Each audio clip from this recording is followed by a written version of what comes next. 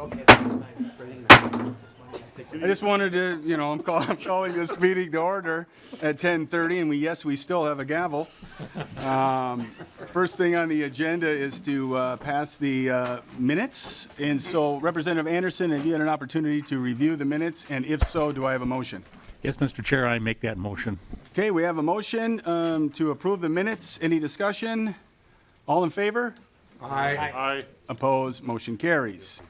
All right, first on the agenda, we have House File 1653.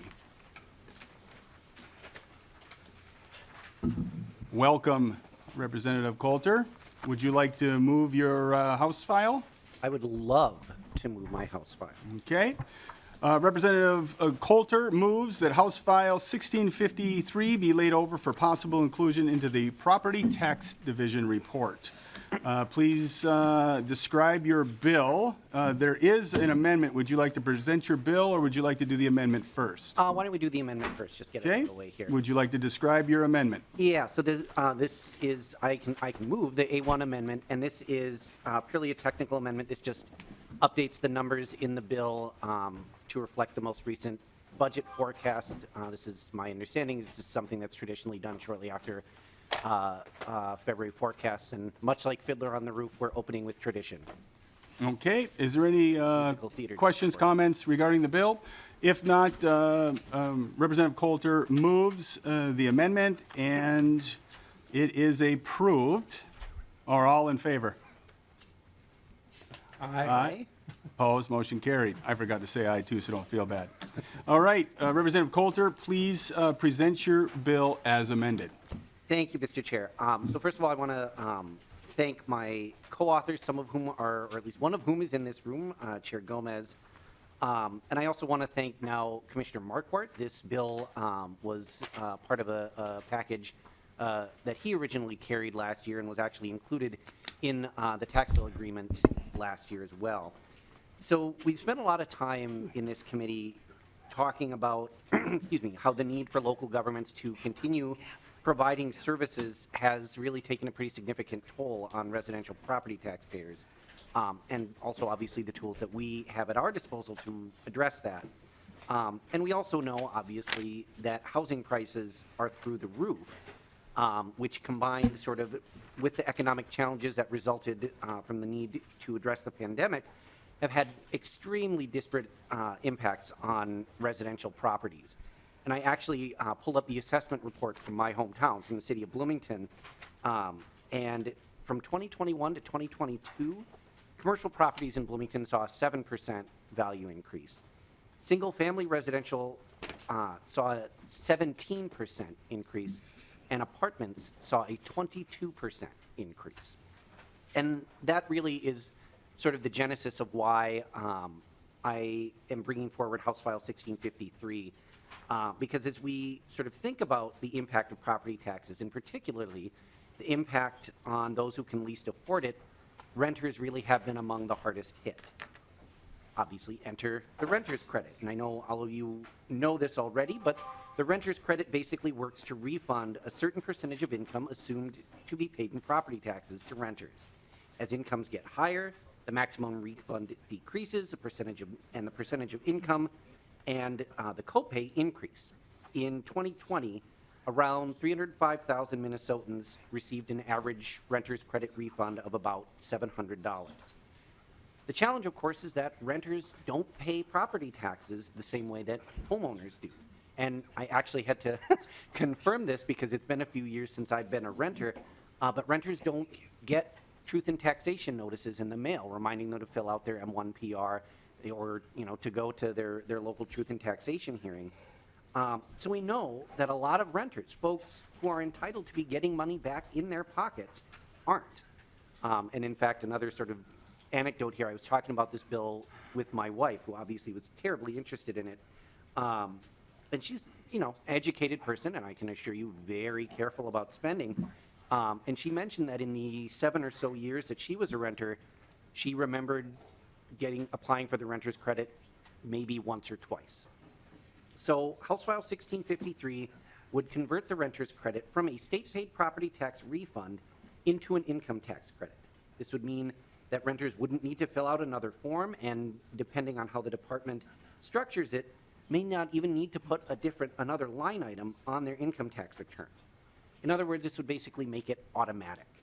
And the result would be that approximately 119,000 renters, people who do qualify but don't currently apply, would get money back in their pockets.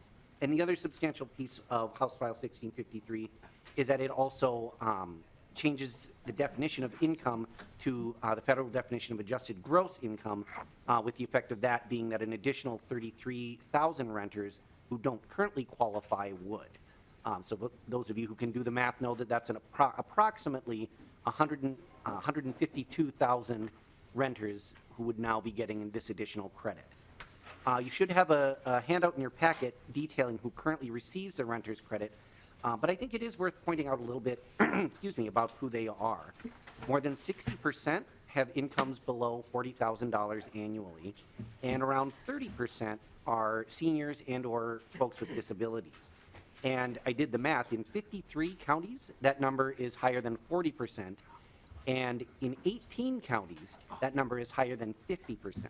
And these are just the folks actually getting the credit now. I don't obviously have the numbers in front of me, but I think it's fair to say that the folks who aren't but could are far more likely to have lower incomes, be seniors and or folks with disabilities and people of color. So I say all of this because, as we're thinking about the changes that we would like to see made to tax policy this year, if we agree that property tax burdens are significant, and I think we do, and that our focus should be putting money in the pockets of folks who need it most, and again, I think we agree on that, this change would get directly at both of those goals in a way that would help a lot of people. So with that, I'm happy to turn it over to my testifiers. I want to introduce the first one, because he is a constituent of mine. He's a renter in Bloomington, and his name is Brendan Klein. And I asked Brendan to speak because I think it really is important for us to ground ourselves in the reality of what this would mean for the folks directly impacted, for renters, before we get too deep into the policy side. Well, thank you, Mr. Klein. If you could come down, state your name for the record, and proceed.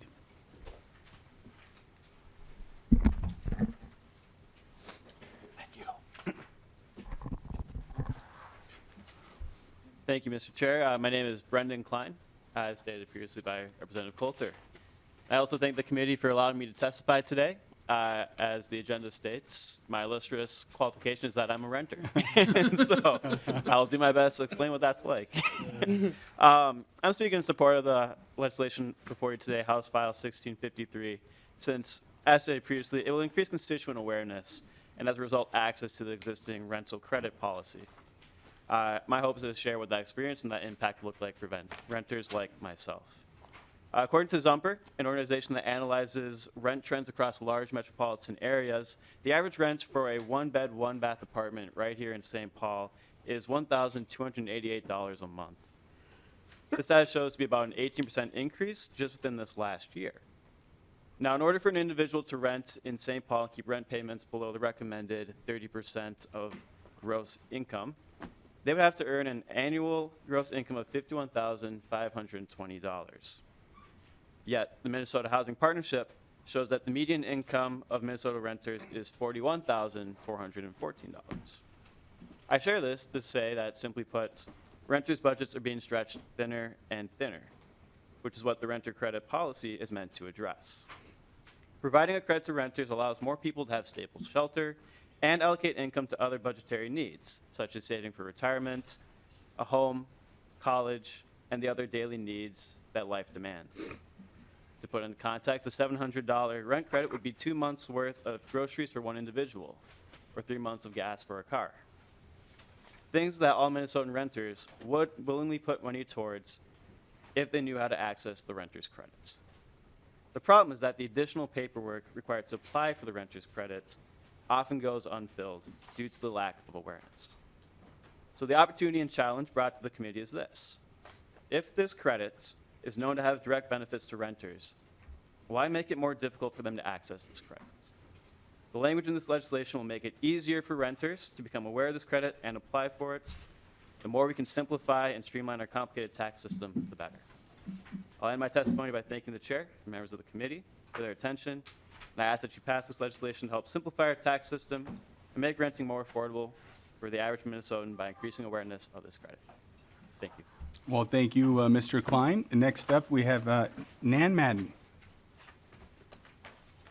Please come down, state your name for the record, and proceed with your testimony.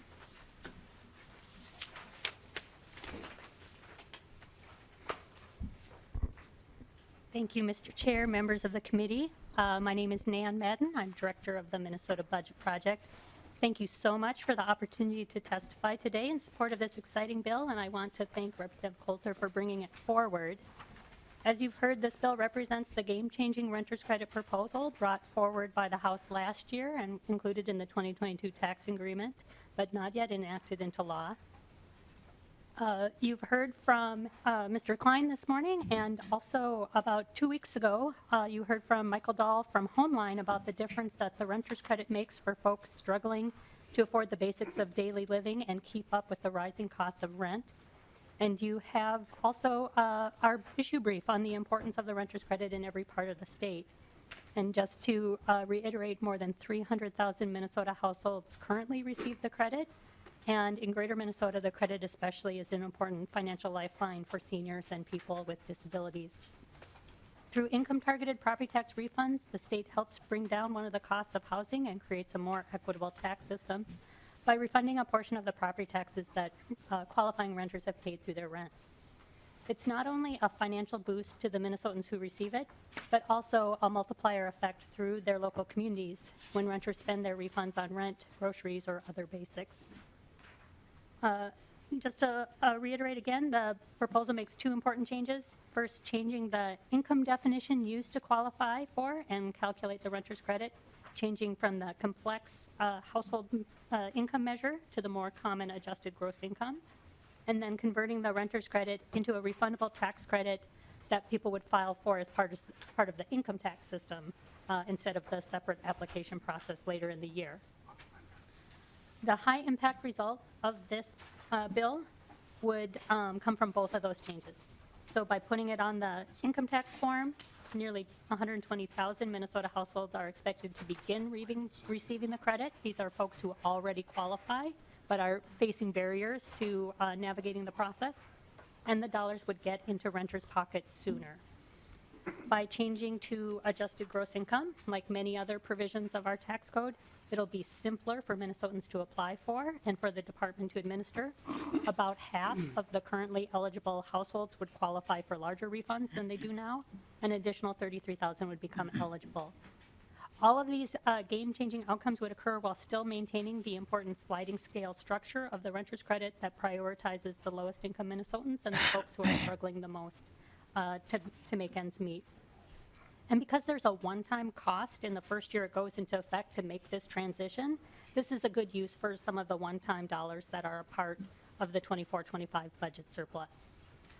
We're very excited about this proposal. Many of our community partners are as well. We also look forward to talking with the bill author, talking with the committee more about potential outreach and education efforts that might go along with this change to minimize any unintended negative consequences on Minnesota renters who are used to receiving, or used to applying and receiving these resources in the fall. Thank you so much. Thank you. Finally, we have Mr. Valenzuela. You could come down to the podium, state your name for the record, and proceed.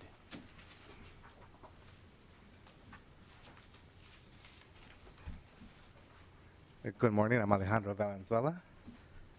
Chair and members of the committee, thank you for having me here this morning.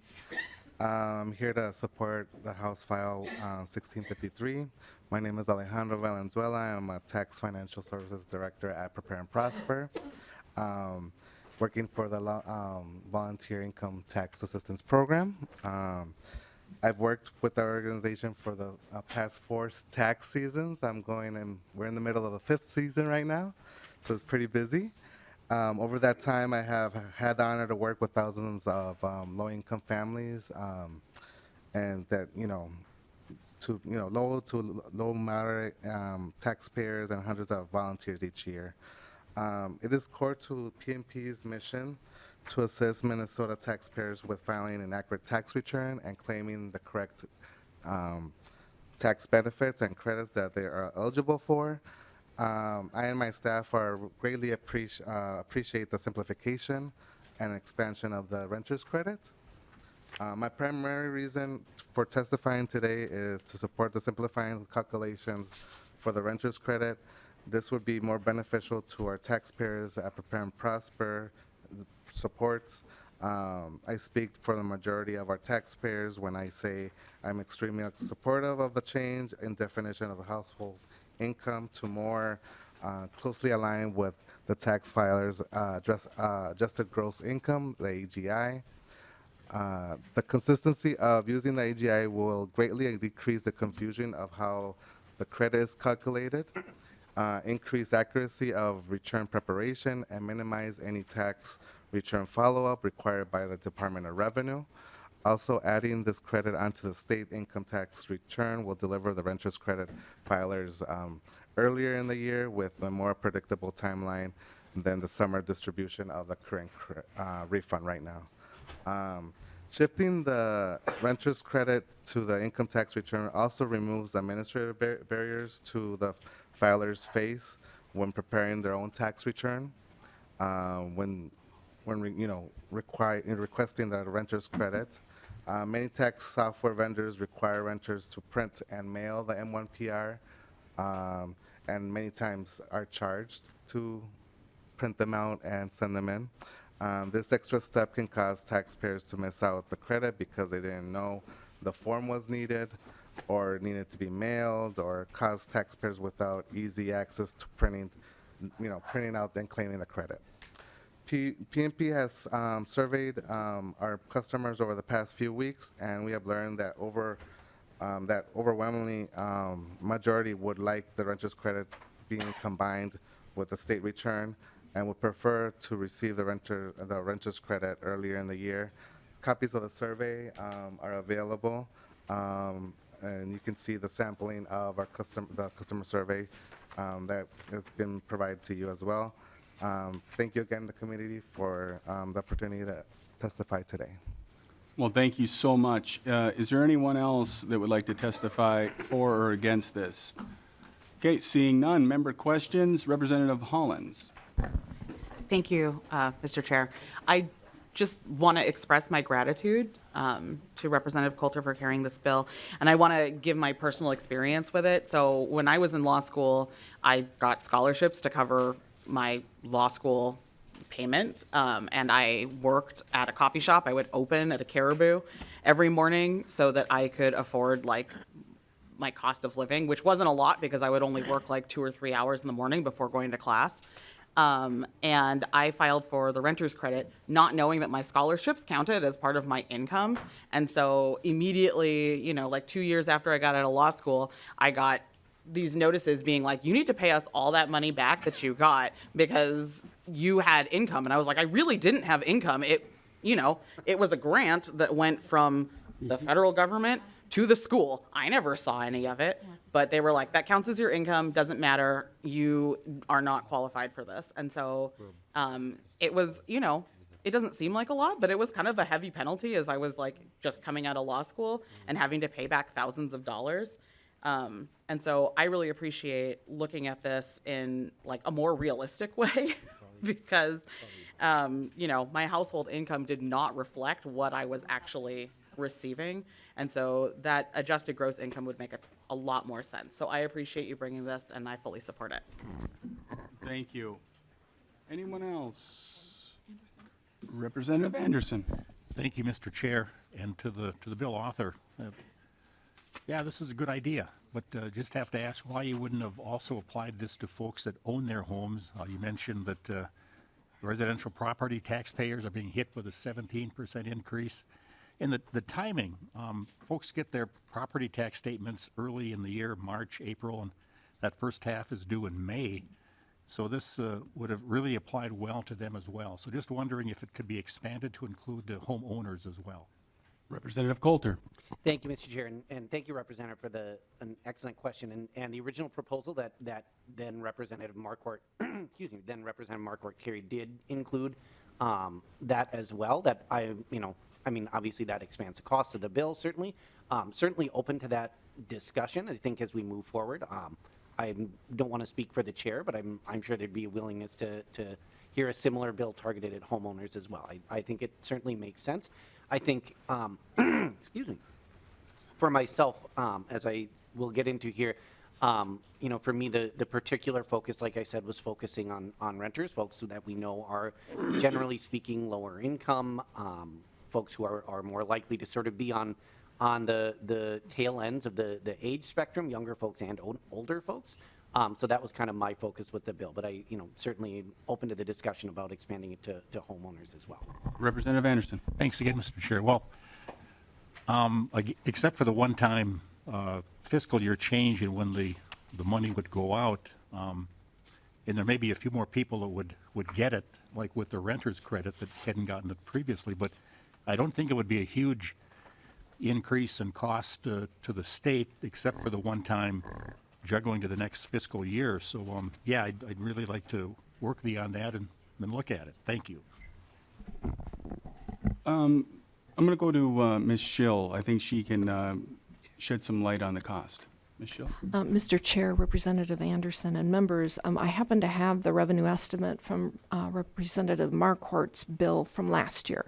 So these are older numbers, but as Representative Coulter said, his bill contained both the repeal and the shift for the homestead credit state refund and renters. So to add homeowners to this proposal, the first year one-time impact is just under $1.2 billion. And then that would continue going forward and slightly increasing. And the repeal component is about $650 million. So if you do the math, it's roughly $650 million and growing as the net cost to adding homeowners. Okay, you're good? All right. Representative O'Driscoll. Thank you, Mr. Chair. I don't know if the mics are on this side today. Are they? Okay. Representative Coulter, I have a question for you about how to deal with kind of a transition glitch in your bill. And that is sometimes in a fiscal year, people may be a homeowner and they may also be a renter. How do you anticipate reconciling that in your bill? Because you would file for both of those at the same time under the current law. How would that be able to be resolved in providing paperwork in a timely fashion for both parties? Representative Coulter, would you like nonpartisan to answer that? I can take a stab at it. Okay, but go ahead, take a nonpartisan stab. staff probably would get a better stab at it, let's put it that way. Mr. Williams. Chair Lissa Lagarde and Representative O'Driscoll, my understanding of how it would work is that presumably you'd file for your renter's credit as part of your income tax form, so it'd probably be a standalone credit form on your income taxes. And then if you're also a homeowner, you'd file kind of a traditional M1 PR property tax refund form separately. So you'd probably have to file separate forms under current law, and as you're probably aware, they're kind of administered on the same form, so you might have an extra piece of paper to file if you're in both those situations, I think, under the bill. Representative O'Driscoll. That sheds the light on it that I needed, Mr. Chair. Okay, any other discussion? Representative Quam. Thank you, Mr. Chair, and I was sort of surprised with the comments that the rental thing impacts seniors and disabled much more. Frankly, what I'm hearing from my community and across the state are seniors are, they worked their whole life to get a home, and now they're retired, have lower income, and they're paying rent to the government for their home in property taxes. And that, they would be surprised and shocked that this bill dropped them out, because frankly, if I look at the all the new revenue reports from the time of the bill you mentioned that had, homeowners included in this and that, I think we've steadily had more and more and more and more and more surplus. In fact, some of those times, put a couple of those together, you probably got the magnitude of what the cost is. But so even though we got a greater surplus, we can no longer afford the fine proposal of our former representative. So we got more money, but we can't give. We don't understand that seniors and disabled also sometimes are homeowners. In fact, that's why we have a lot of the code things to get accessibility and help out. I see projects in my district and many communities of where we've got volunteer groups that if somebody had a car accident or for some reason has a disability, that the neighbors come out and build that ramp, help convert that home to be more accessible so they can stay at home, the home that they built, that they've lived in, instead of going to an apartment or a long-term care facility. And I think, if I remember some of the discussions with the former rep that had the bill that this took part of that bill, it really is better for people to facilitate being independent and living in their homes, to make it more affordable for them to stay in their homes. And, just like it's hard when they can't drive anymore, but when they can no longer sleep in their own beds. And part of the intent of the original bill was allow them to do that. So I guess I'm really surprised that we've got more money, a lot more money, but now we can't afford to do this. All right, thank you. So any closing comments, Representative Coulter? Thank you, Mr. Chair. I would like to just quickly respond. I don't believe I ever said we couldn't afford to include homeowners in the bill. Closing comments. Yeah, all right. I will move on from that. So I guess, just in closing, the reason that I took this bill on originally, to be frank, is because I just get frustrated at the idea that we have these kinds of barriers in place. Renters essentially pay property taxes automatically. It's just included in their rent. But in order to get their refund, and again, this is money that we have said in law that that these folks are entitled to, we make them take multiple extra steps, even more if their landlord isn't proactive on their CRP. I won't use the term that I normally do because we're in polite company, but frankly, I think that's silly. The larger point, though, is that we've heard a lot of talk this session about how best to get money back in Minnesotans' pockets, and particularly about helping folks who make less money and seniors. I think everyone in this committee is focused on where we can do the most good this year. And I'm certainly not going to pretend that this is not a significant investment, but I think it's one that I would be hard-pressed to find anyone who would say it's a bad one. Well, thank you, Representative Coulter. Representative Coulter renews his motion that House File 1653, as amended, be laid over for possible inclusion in the Property Tax Division report. It's laid over. Next up, we do have a senior bill. It is House File 1727. Welcome to the committee, Representative. So the chair moves that House File 1727 be laid over for possible inclusion in the Property Tax Division report. I'm pleased to welcome Representative Wolgamott to the committee. Well, Chair Lislegard, I am so pleased to be back here in your Property Tax Committee, and members, I'm here to present House File 1727, which is a bill to expand. Would you like me to offer the amendment before, or would you like to present your bill?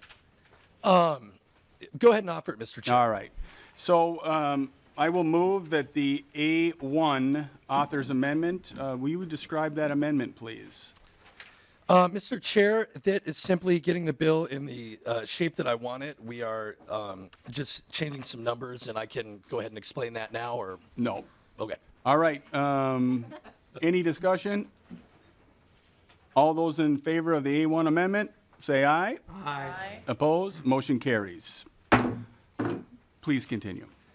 Well, thank you, Mr. Chair, and thank you, members, for supporting that amendment. I am here today to present House File 1727, which is a bill to expand the senior property tax deferral program. And, Mr. Chair, I will explain to you and the members what this program currently does, and then I'll explain what this bill would do to change it. So the current Senior Citizens Property Tax Deferral Program allows seniors to defer a portion of their property taxes until a later time. It is available to seniors who are age 65 and older who have a total household income of $60,000 or less, or have owned and occupied their home as a homestead for at least 15 years. Once they stop participating in the program, participants pay back the deferred taxes.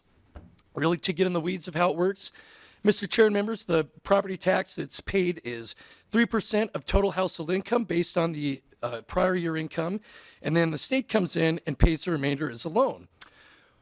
Currently, in fiscal year 2020, there were 309 active participants in the program. Now, that's great, Mr. Chair, and I'm happy for those people who qualified, but I don't think it's enough. I'm hearing from my constituents in St. Cloud, and I know we're hearing throughout the state, that seniors are facing a tough time with rising costs and inflation. Property taxes are increasing, but incomes are remaining fixed. So that's why I'm putting this bill forward, Mr. Chair and members. It increases the household income limit for the Senior Citizens Property Tax Deferral Program from $60,000 to $96,000. And it also reduces from 15 to 5 the minimum number of years the homeowner must own and occupy the property in order to qualify. There is a revenue impact. It is said to be for fiscal year 24 and 25, $260,000, and for fiscal year 26 and 27, $1.3 million. That's the background, and those are the changes that this bill is hoping to make.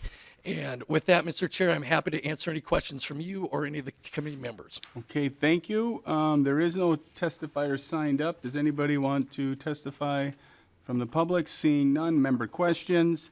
Representative Hewitt. Thank you, Mr. Chair, and Representative Wolgamott. I see that, quick questions here. There is no interest on this loan that the state will be giving, is that correct? Representative Wolgamott. Thank you, Chair Litzegard, and thank you for that question, Representative Hewitt. The interest rate varies, but it does not exceed 5%. Representative Hewitt. Mr. Chair, Representative Wolgamott, this is a great program. As I'm hearing from others around the state right now about how they're forced to take out terrible loans from payday lenders or go into reverse mortgage situations just to stay in their home. And this is a great bill. Thanks for bringing it. Any other member discussion? Representative O'Driscoll. Thank you, Mr. Chair. And Representative Hewitt appreciates your support of homeowners. And maybe we can almost refer back to the bill we just talked about and helping those folks out with some of the speeding up of their tax returns and property tax returns as well. Representative Wolgamott, can you help the committee to understand on line 1.19, you're reducing from 15 years to 5 years. The question I have is not specifically that, but does that have to be residing in the same property, or can that be, in essence, tagged or chained together with a homestead filing for a period of 5 years? Would you like House research? That would be, I think, be able to get Representative O'Driscoll the most thorough answer to his question, Mr. Chair. Thank you. Mr. Swanson. Mr. Chair and Representative O'Driscoll, the requirements for homesteading the property apply specifically to the property for which the deferral of property taxes is sought. So it would have to be the actual property that you're living in when you are seeking to join or participate in this program. So it has to be the same house. Representative Driscoll? Thank you, Mr. Chair. And as we've heard discussed here today, and my colleague Representative Kwan brought up, that sometimes homeowners are disabled and they may end up having to vacate one property because it's not logistically conducive for them to be able to be in that property, and they may buy a different property which may have a higher value or the same value, and they would lose the benefit of this. Have you anticipated how you might want to help those folks out since you're opening this part of statute? Representative Wolgamott. Thank you, Mr. Chair, and thank you, Representative O'Driscoll. I think that's an excellent point, and as this bill continues to make its way through the process, I would be really honored to work with you on expanding that eligibility. So thank you for bringing that up, and I think this is something that we should work on going forward. Absolutely, great point. Thank you. Any follow-up? Any other member discussion?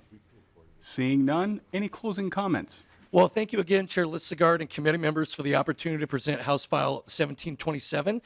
Our current senior citizens property tax deferral program, it's a great program. It's making a difference in the lives of seniors in Minnesota. Let's build off of that. Let's expand that. Let's help keep seniors in their homes. I urge your full consideration for House File 1727. Thank you so much, Mr. Chair, and thank you very much, committee members. Thank you. Chair renews his motion that House File 1727 as amended be laid over for possible inclusion in the Property Tax Division report. So next up, House File 1640. Representative Shaw.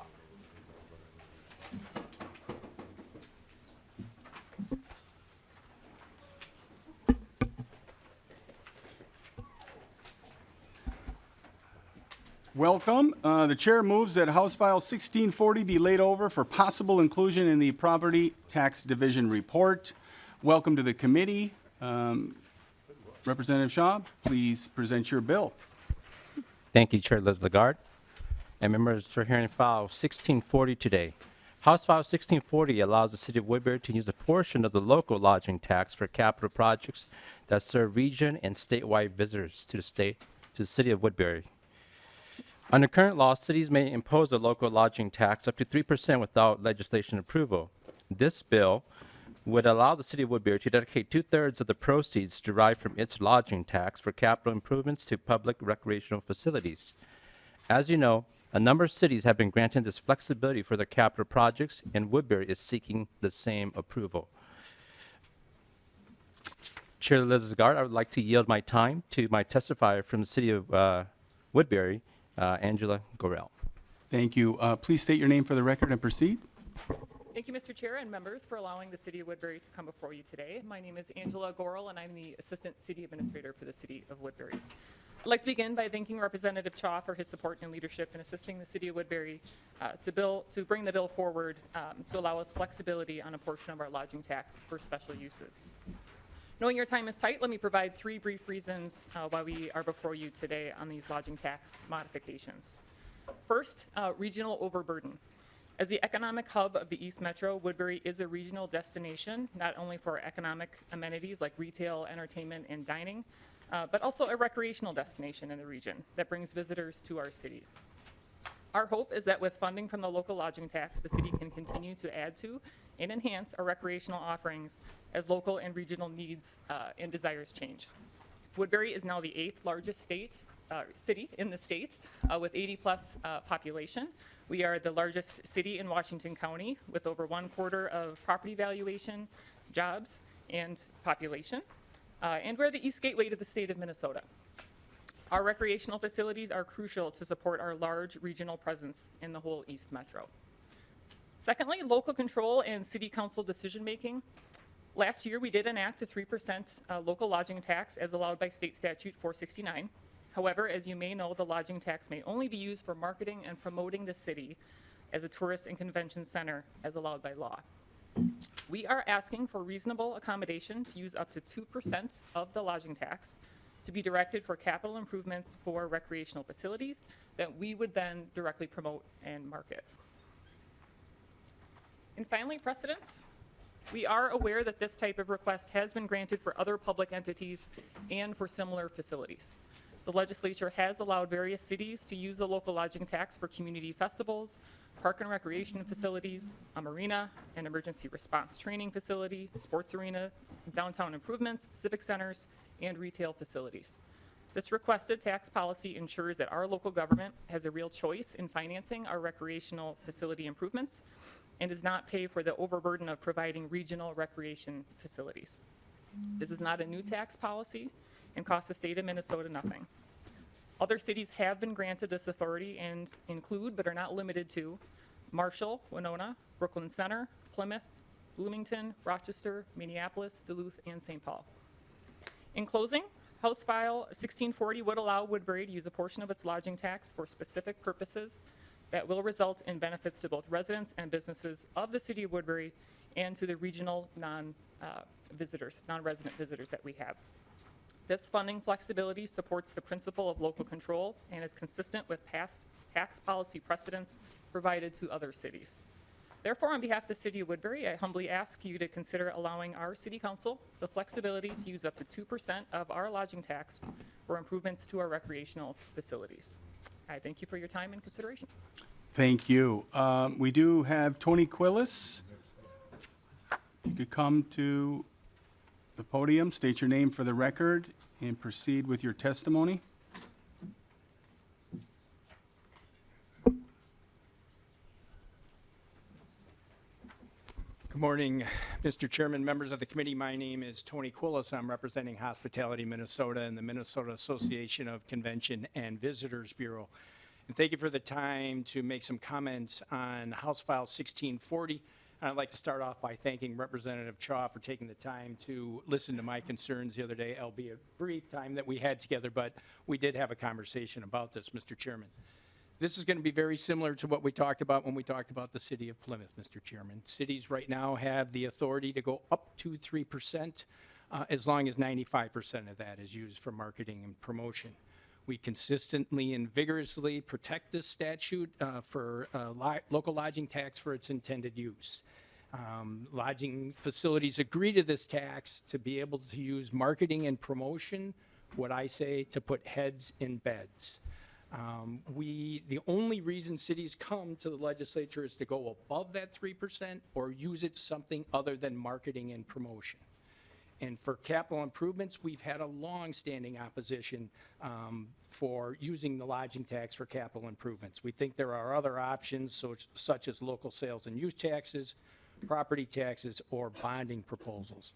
Mr. Chairman, this one goes back, the history on this one goes back all the way to 2017. The city of Woodbury came in, asked for 2% on top of the 3% that they could have, and then to use it all for capital expenses, specifically for the renovation of Central Park. They subsequently came back in 2019 and 20 and 21 and 22, asked to go 3% above they could use under statute, and then to use 2/3 of that for capital improvements and 1/3 for marketing and promotion. The legislature did not move any of those proposals all the way back to 2017 to now approve any of those previous requests. Subsequently, under 469, as the assistant city manager mentioned, under 469.170 or 190, the city of Woodbury, as they're allowed to do, went and enacted the local lodging tax, 3% to be used for marketing and promotion. And that collection is going to be starting on April 1st of this year. So they haven't even started collecting it yet. And now the legislation, Mr. Chairman, to come through and use that 2/3 for capital improvements and then marketing and promotion for 1/3. We just think, Mr. Chairman, that there are other options available out there for these capital improvements. City of Woodbury right now has a bonding proposal for $15 million out there right now. There's some proposed TIF changes for the city to move around these issue areas. So I think in partnership with Washington County, I think there are other funding available options there, Mr. Chairman. And so the previous cities, I'd also like to wrap up by saying those previous cities that were mentioned were either grandfathered in for their lodging taxes under 1972 and a couple other subsequent changes, or also are used for major economic development projects. the Minneapolis Civic Center, the Target Center, XL Energy Center, the Duluth Entertainment and Convention Center. So they're tied to usually major economic development projects, and the lodging folks have been involved in those conversations. So, Mr. Chairman, thank you for the time. I really appreciate it. And thanks again to Representative, I almost made you a senator. Representative Chaw for his time in discussing this with me, Mr. Chairman. Thank you so much. Anyone else? Seeing none. Member questions? Representative Garofalo. Well, I was going to say, in absence of Representative Gomez, I would just remind members of the committee of what her statement was when we had the Plymouth sales tax discussion, but she just walked in, so it's a little bit awkward. So,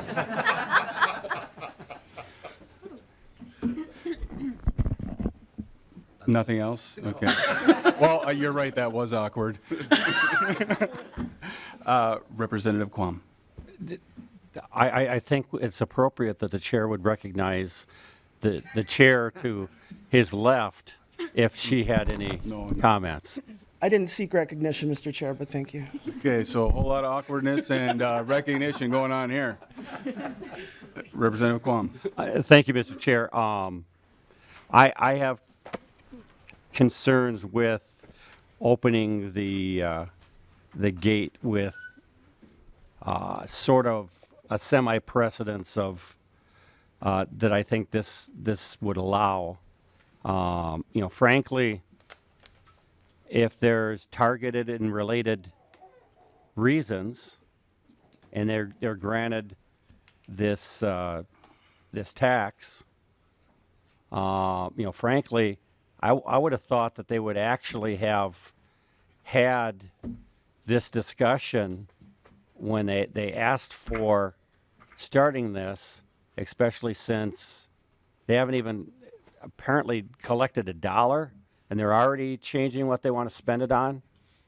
I think the original intent when they came forward should be honored for at least a period of time before they start looking at other ways of utilizing the funds. So that's just my feeling. Okay, wonderful. Thank you. Representative Hewitt. Sorry, I know I'm out of place here. No, you're not out of place. And It's stuff just that, like, Mr. we Chair. keep- Real quickly, I am concerned with our cities right now as far as like the city of Woodbury, who actually runs their own fire department, runs their own ambulance, runs their own police department. The amount of for a fire truck is 1.8 million now, where it used to be 200,000. An ambulance is 500,000. These are all things that the city is going to have to pay for out of other pockets, and they're looking for every way possible to keep the revenue coming into the city. I know I referee at many of their facilities out there, and I know that they're getting tired. And I think this is probably one of the options we have to look at as a committee. So I just wanted to put that 2 cents in. I'm sorry, I spoke after the lead, and I feel bad. I'll shut up. Any other further discussion? Closing comments. Yeah, thank you, Chair Lizagard and, Minority Lead Quam and, Representative Hewitt for your comments. I appreciate the opportunity to present this bill before you and hopefully can provide some relief for the city of Woodbury so we can continue to prosper. Thank you. Thank you. So the chair renews his motion that House File 1640 be laid over for possible inclusion in the Property Tax Division report. House File 1640 is now laid over. Nice job. Thank you. Yeah. Next up is House File 1721, Vice Chair Lee.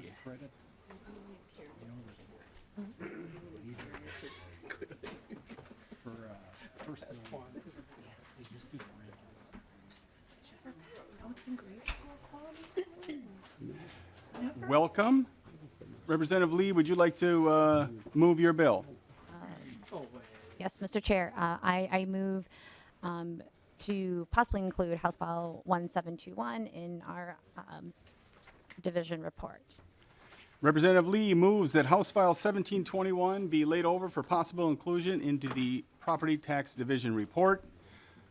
Welcome, and please present your bill. Great. Thank you, Mr. Chair. First, I'd also like to thank Lee Quam and Representative O'Driscoll for co-authoring House File 1721 with me, along with our DFL colleagues. I'd also like to thank the Association of Minnesota Counties, which I think, yes, are here today, as well as the Minnesota Association of County Officers for their help and support on this bill. As we've heard throughout committee and also door knocking last summer, many of our constituents are really concerned about the recent rise in property taxes. And I know you, Mr. Chair, have a great bill to increase local and county aid to alleviate some of this pressure, but this bill seeks to add another tool to our toolbox so that we can keep families in their homes and in their communities. Specifically, House File 1721 would help homeowners facing tax forfeiture stay in their homes by eliminating the interest rate minimum of 10% that is assessed on delinquent property taxes. The problem across the board is that our counties are seeing struggling families who come to them with the ability to repay their back taxes, but not quite the interests because the rate is so high. This bill eliminates the 10% floor and sets the interest rate to the prime rate with a 14% cap. Another part of the bill reflects a recommendation from the partners I mentioned earlier, which gives counties the flexibility to establish an annual rate set lower than what's set by the Department of Revenue so that they can use discretion to allow families to stay in their homes. And since we're limited in time, I'm going to yield the rest of my time to Mr. Ron Elwood, who is my witness today. Welcome to the committee. State your name for the record and please proceed. Thank you, Mr. Chair and members. Ron Elwood with Legal Aid, and I'll just add a couple of quick amplifying comments. This is affecting certainly Legal Aid's clients. We have had a number of folks who may have been able to increase their or pay back and their taxes and repurchase their homes, but for the high interest rate that keeps moving up. And I'll just note that this interest rate, this floor was established in 1990, regardless of what the index rate was that is set every year by the Department of Revenue. And I'll just note that it hasn't hit 10% since November of 1990. And although, of course, interest rates are higher now than they've been in recent years, they're still not at that rate. And anyway, what's the point of making it a floor when it should just be the indexed rate? So thank you, members, for hearing the bill, Mr. Chair, and thank you, Representative Lee, for bringing this forward. Thank you so much. Anyone else would like to testify for or against this bill? Seeing none, member questions. Representative O'Driscoll. Thank you, Mr. Chair, and I'm not sure if this, I know that, well, I shouldn't say that. I'm presuming that Representative Lee doesn't know the answer to this question. If she does, be happy to defer to her, but I think I'm going to start with House staff. Is this interest rate subject to Minnesota's usury laws established by the Department of Commerce? Do we know? Mr. Cope. I would have to check and get back to you, Representative O'Driscoll. Just out of curiosity, because and those rates are typically higher, and it governs interest rates on consumer loans and credit cards and all those kinds of things. I'm just wanting to make sure that if we're going to be addressing this, that we take into account usury on this, so we don't have statute bumping against each other in the state of Minnesota here. So, Point well taken. Representative Lee. Oh, I think Mr. Elwood can answer this. Mr. Elwood. Thank you, Mr. Chair. And Representative O'Driscoll, my understanding is that the usury law is superseded by any statute that creates a different rate. So, for example, our credit card rates in Minnesota are 33% maximum, and that's way above the 6 or 8% usury rate. And so anytime the legislature creates a separate statute, that overrides the 6% usury rate or 8% in writing. That's my understanding. Representative O'Driscoll. thank you, Mr. Chair. Mr. Elwood, you've now sparked another question here. I'm sorry. So, no apologies necessary, sir. But the maximum that we're anticipating is a 14% rating here. So if for some reason that rates on this type of financing or interest penalty, usury, I should say interest for the use of this benefit is at 10%, but a local community is charging 11% because this is what it gives the counties the ability to, in the bill, charge what they want to. As I understand the language in the bill, that it's not the Department of Revenue, they can charge less than what the Department of Revenue is looking at. Just wanting to make sure that, again, that we don't have any issues with that because we're kind of uncoupling that a little bit from what we've had in statute in the past. Representative Lee or Mr. Elwood? I'll let Mr. Elwood answer, and then I'll close. I'll follow up with Mr. Chair and Representative Driscoll, yes, this came from Association of Minnesota Counties. It's something they wanted to be able to make it easier for people to repurchase their homes, and so it would be a lower rate than whatever the indexed rate is, but it would cover the same, it would be in the same category if the legislature authorizes a rate different from usury, then they're not in conflict, and that would be fine. Representative Lee? Yeah, thank you, Mr. Chair. Representative O'Driscoll. I mean, I would just say, we are legislators. We're here to do good work for the people, and I think the historical context is that our body set this rate in 1990 after seeing rates as high as 20% in the 80s, and so, we're here to legislate, and if there are things that interact, I would defer to House research to help us figure that out because this bill will be laid over. I think the other piece is the context for the county's discretion to set lower rates is that, I know you've talked about this too. There are folks who are struggling to pay their property taxes, and so we have actually stories. There are really real people who are impacted by this, folks who would have been able to stay in their homes but for the high interest rate. And so we're just trying to, write this historical relic because interest rates are so low. Representative Driscoll. And Mr. Chair, I just want to remind the committee and those that are listening, both Representative Quam and I are co-authors of this bill. I'm just asking questions to make sure when my name is on legislation that I've thought about all the things that are necessary because I don't want to be held accountable for missing something. Point well taken. Representative Garofalo. Thank you, Mr. Chairman. First of all, good bill. Either Representative Lee or Mr. Elwood. So there still allows a 14% rate, which seems to me excessive. Is there any openness to striking the 14% cap and having it be a lower percent going forward? Representative Lee. I'm going to defer to Mr. Elwood. Mr. Elwood. Mr. Chair and Representative Garofalo, I mean, obviously from our standpoint, the lower the better. I mean, the bottom line, I think, in this bill is that the Department of Revenue sets the index rate based on the prime rate. And so if the prime rate happened to jump to, 15%, this would at least make it a cap of 14. Obviously, we can't foresee the future, but it seems odd to me that in the foreseeable future we'd ever get there. But to the extent that you'd like to make a cap lower, I mean, I don't think anybody's going to complain about it making it easier the easiest possible for homeowners to repurchase their homes if they're in tax forfeiture, save their homes, and save the counties a lot of headache. Yeah. So, Representative McGraw. Mr. Chairman, and either again for Representative Lee or Mr. Elwood, are there any counties that are charging over 10% right now? Do we know that? Mr. Elwood. Mr. Chair and Representative Garofalo, the law states that whatever the interest rate, if it's below 10, it has to be 10. So my understanding is every county is charging that because that's the law. Well, I'm sorry, Mr. Chairman, is anyone charging above 10? Because it looks like they have the discretion right now to go from 10 to 14 right now, don't they?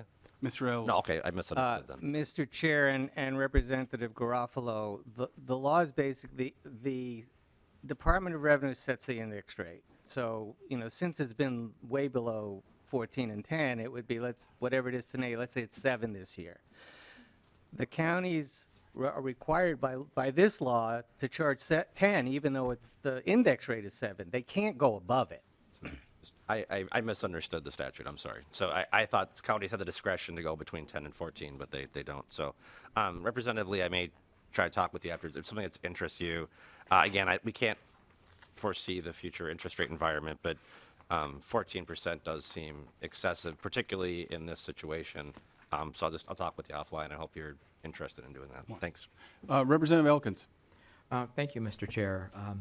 Over the last decade or so since the Great Recession, with Minnesota cities and counties all pretty much having either AA or AAA credit ratings, the borrowing costs have been extremely low.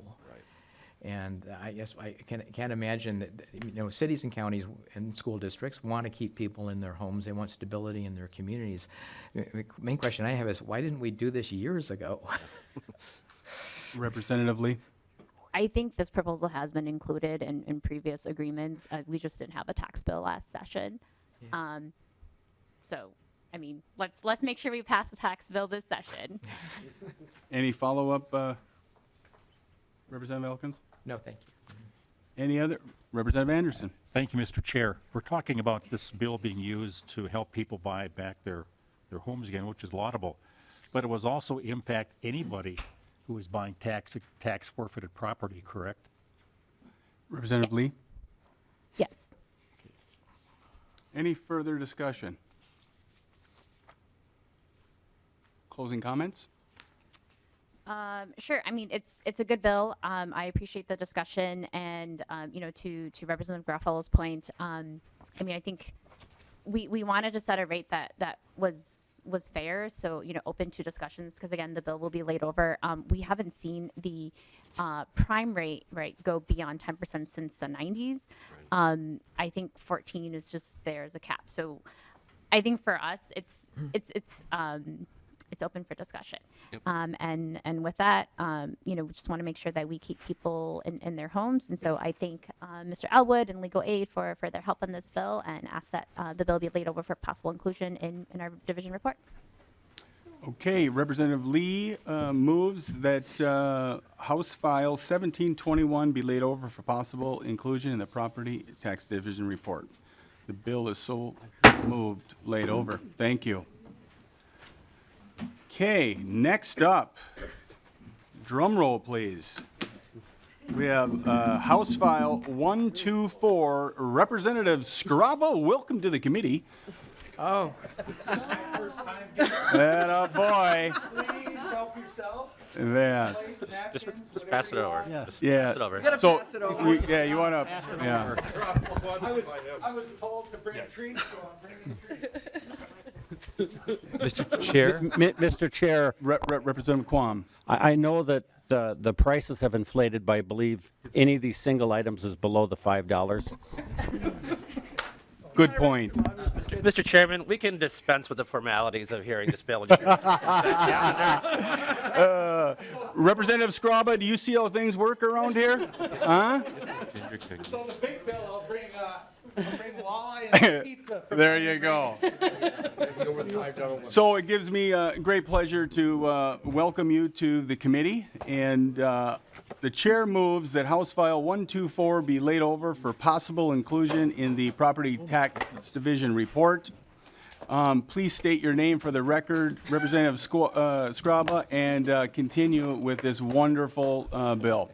Thank you, Mr. Chair. My name is Roger Skraba. I'm from Ely, Minnesota. I'm the representative for the district.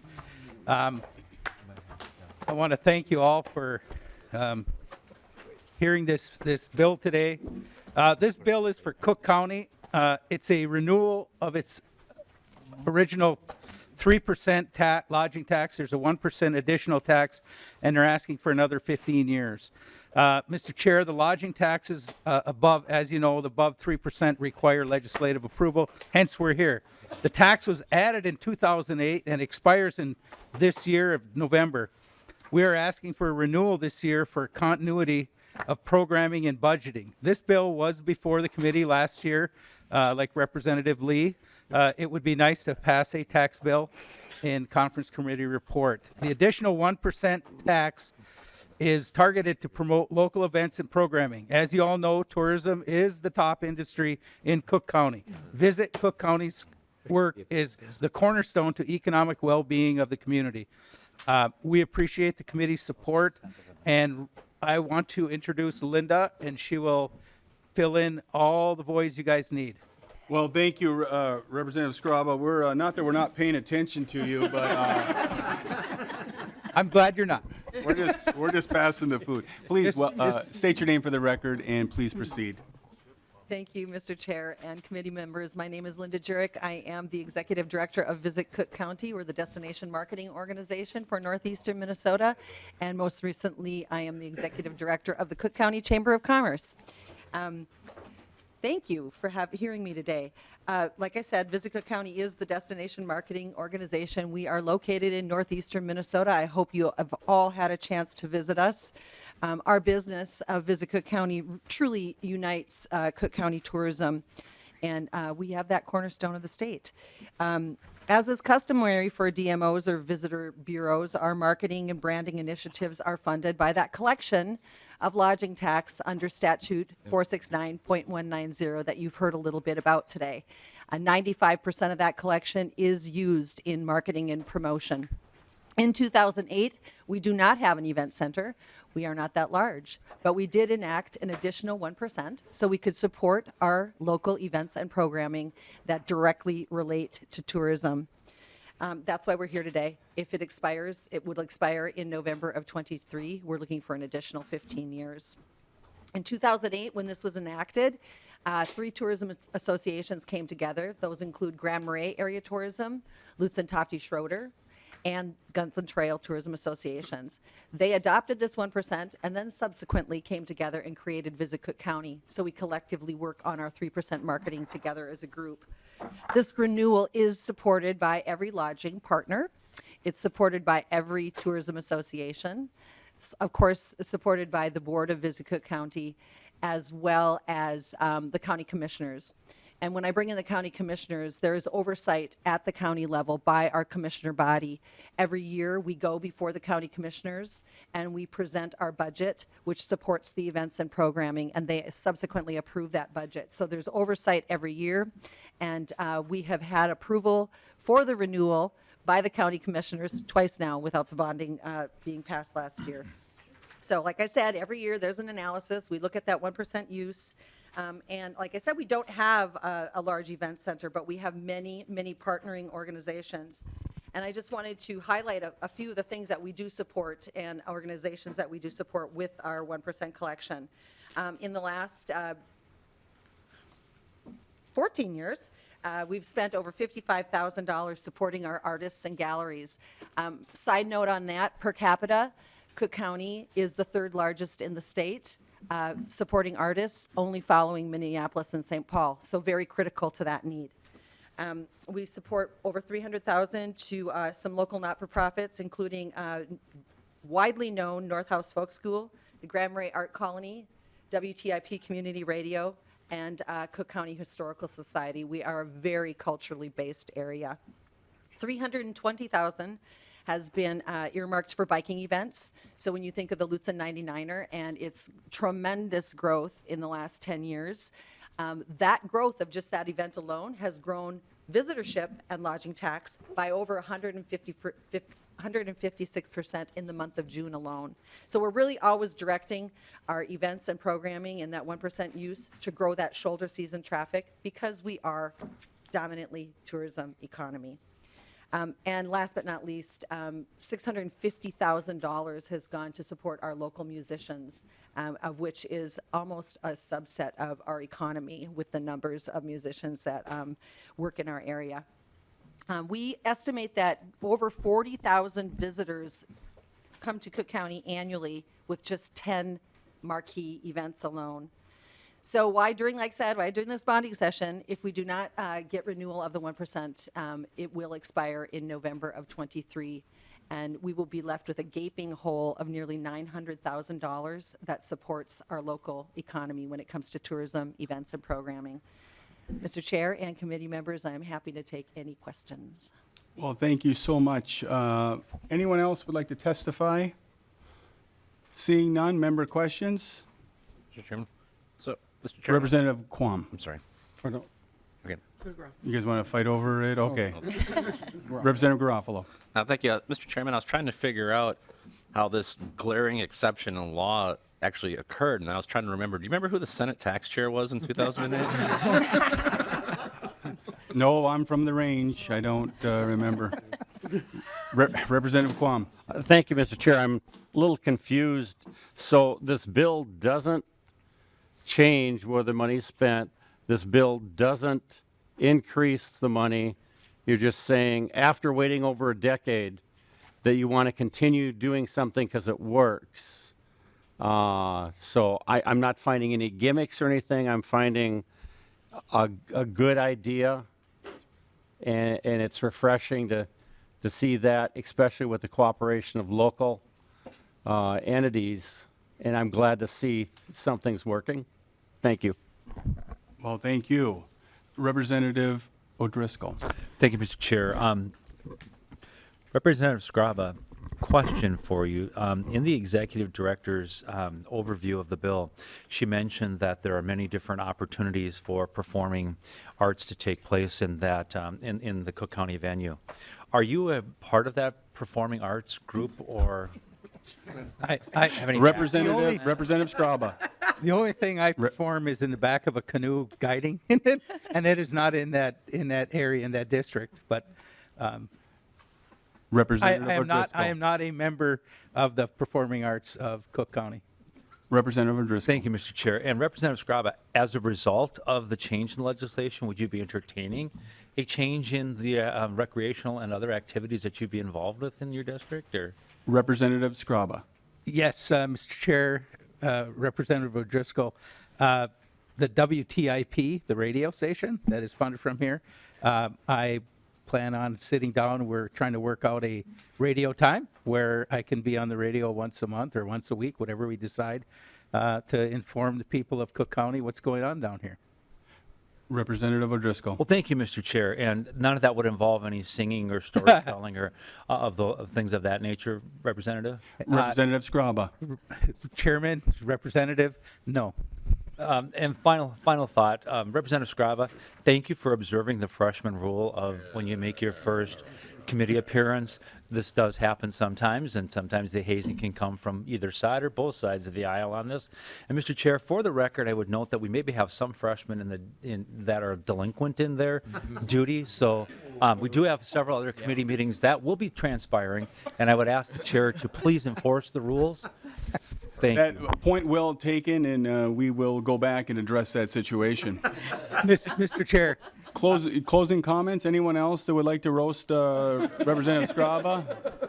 You brought free lunch, but that doesn't give you a free pass. Mr. Chair, Closing comments? yes, also I want to, before I brought anything, I made sure the chair was aware that I was doing it because I didn't want to get anybody twisted or what's going on with, is it allowable, isn't, and I just wanted to make sure that it was the proper thing. One of the things I want to close with is this extension of the tax is supported by the community and the whole community as a whole. So I think it's when we get to that level of acceptance, it's easy for me to sit here and say, please support this, and I hope it passes.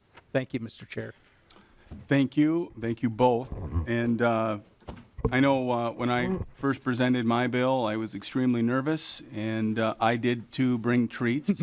And thank you for doing that. So the chair renews his motion that House File 124 be laid over for possible inclusion in the Property Tax Division report. The bill is so moved.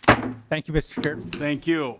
All right, next, Friday, March 3rd, from 10:30 to noon, we will, I think it's in the basement downstairs. In the tombs. Yeah, exactly. Hopefully we can make it back up. So, anything else? Seeing none, we are adjourned.